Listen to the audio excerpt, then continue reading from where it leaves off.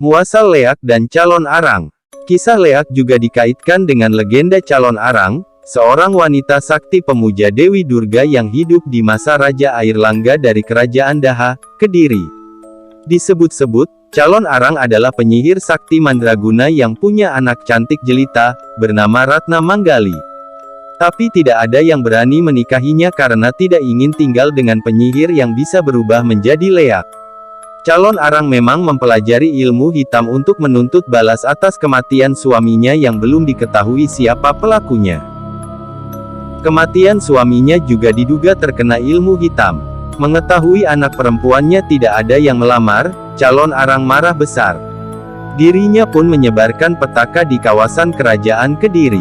Pada malam hari dirinya menyebarkan muridnya yang bisa berubah menjadi Leak. Ia memerintahkan para Leak ini menyebarkan wabah mematikan yang sulit disembuhkan dan bisa membunuh siapa saja. Melihat hal ini, Raja Airlangga akhirnya meminta Empu Bahula untuk menikah dengan putri calon arang, Ratna Manggali.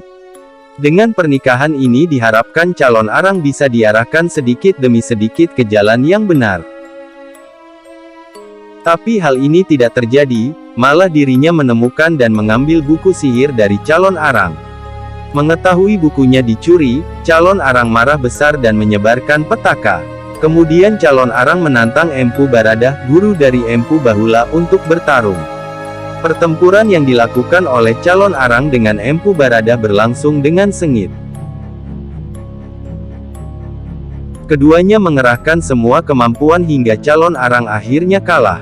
Dirinya yang memuja Dewi Durga akhirnya tewas, tapi masih memegang ilmu-ilmu hitam yang konon tidak bisa hilang dan bisa dipelajari hingga sekarang. Ilmu berubah menjadi Leak yang dimiliki oleh penyihir hebat itu dipercaya masih ada hingga sekarang. Di kawasan Bali, konon masih ada beberapa oknum penduduk yang masih menggunakan ilmu hitam itu hingga sekarang. Mereka mempelajari cara menjadi Leak untuk memiliki kekebalan fisik dan bisa melakukan apa saja yang mereka mau.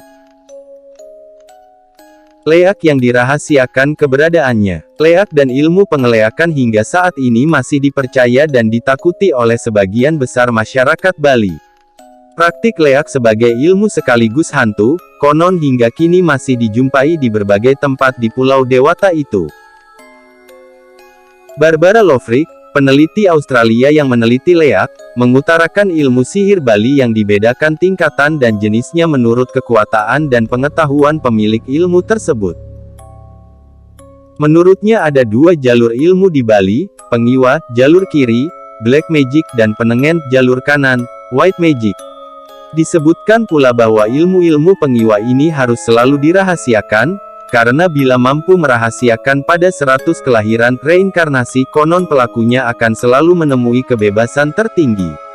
Namun bila dibicarakan ke orang lain, malah akan menemui kehinaan dan disoroti masyarakat serta terbenam di neraka Tambra Gohmuka.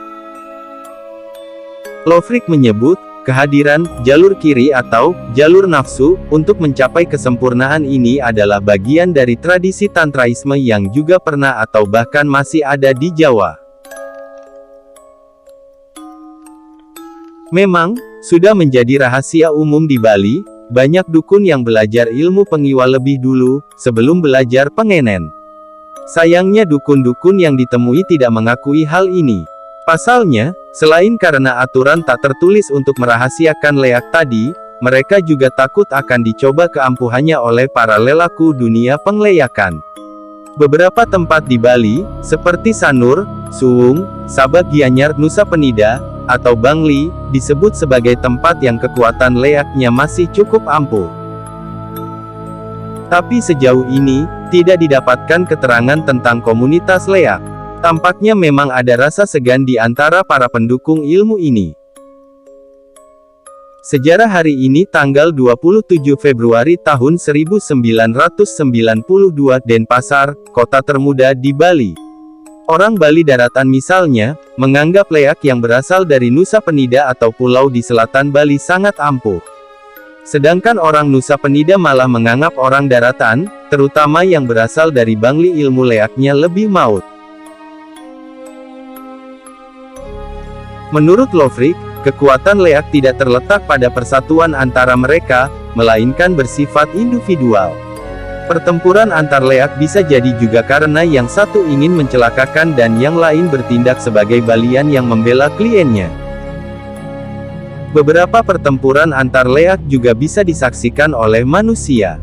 Pertempuran leak ini diduga sering terjadi di tengah gelapnya malam, dan tak jarang momen mati lampu digunakan sebagian orang yang penasaran dan ingin menguji nyali datang ke tempat yang dipercaya sebagai tempat pertandingan leak, seperti kuburan misalnya.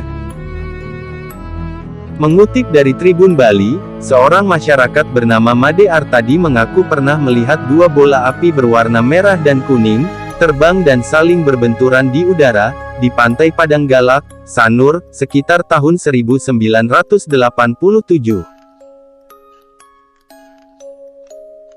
Leak berwujud dua bola api yang berkejaran di atas pepohonan, pernah juga disaksikan juga oleh Komang Jepri dan Ketut Prasetya di wilayah Karangasem, sekitar tahun 1990.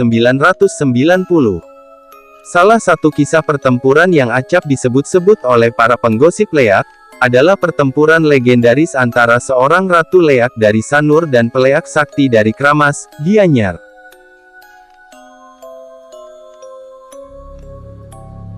Perang leak yang terjadi sekitar tahun 1988 itu, kemudian dimenangkan leak dari Kramas.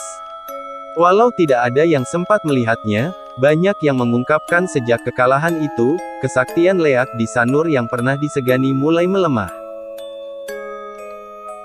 Leak yang jadi kesenian masyarakat. Kisah pertarungan calon arang ini kemudian diangkat dalam seni tari barong. Tarian barong pun disinyalir memiliki banyak versi. Salah satu versi yang sederhana dan ringkas adalah tari barong rangda yang dipentaskan secara rutin di atas panggung kompleks Amphitheater Garuda Wisnu Kencana GWK. Tarian ini merupakan pengantar bagi masyarakat awam untuk memahami konsep Rowa Bindeda yang merupakan bagian dari prinsip kehidupan masyarakat Bali.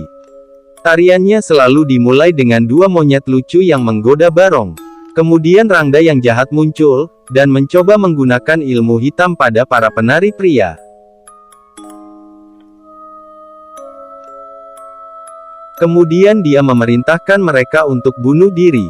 Namun, barong juga diyakini melibatkan sihir pelindung pada pemeran laki-laki sehingga menjadi kebal. Tarian ini berakhir dengan pertarungan terakhir antara barong dan rangda. Barong memenangkan pertempuran dan kejahatan dikalahkan.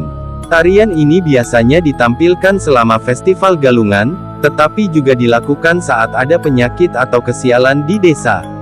Hal ini masih umum dilakukan dalam kehidupan sehari-hari masyarakat Bali. Rahasia kerobokan Bali, tetap macet di masa pandemi. Sejarah tari barong asal Bali juga dipercaya merupakan perkembangan dari tari reok Ponorogo. Selanjutnya saat di Pulau Dewata, reok Ponorogo berubah bentuk sesuai dengan cerita masyarakat sekitar. Hal yang membuktikan tari barong sama dengan reok adalah kesamaan bentuknya, di mana barong tersebut tampil tanpa menggunakan kucingan atau mahkota merak. Ada juga petilasan calon arang yang terdapat di Desa Sukorejo, Kecamatan Gurah, Kabupaten Kediri. Objek ini memiliki nuansa yang menarik untuk diketahui. Area situs ini dikelilingi oleh pohon rindang, bersebelahan dengan lahan sawah milik warga membuat suasana terasa sejuk. Area situs yang luasnya sekitar 250 meter persegi ini bisa dicapai melalui jalan tanah berumput di antara hamparan ladang. Di area petilasan calon arang, terdapat dua buah batu andesit datar yang diduga merupakan umpak alas pilar. Sebenarnya kekuatan situs ini berada pada cerita legenda calon arang Bali dan sosoknya yang sakti dengan ilmu mistisnya serta lokasinya yang sejuk.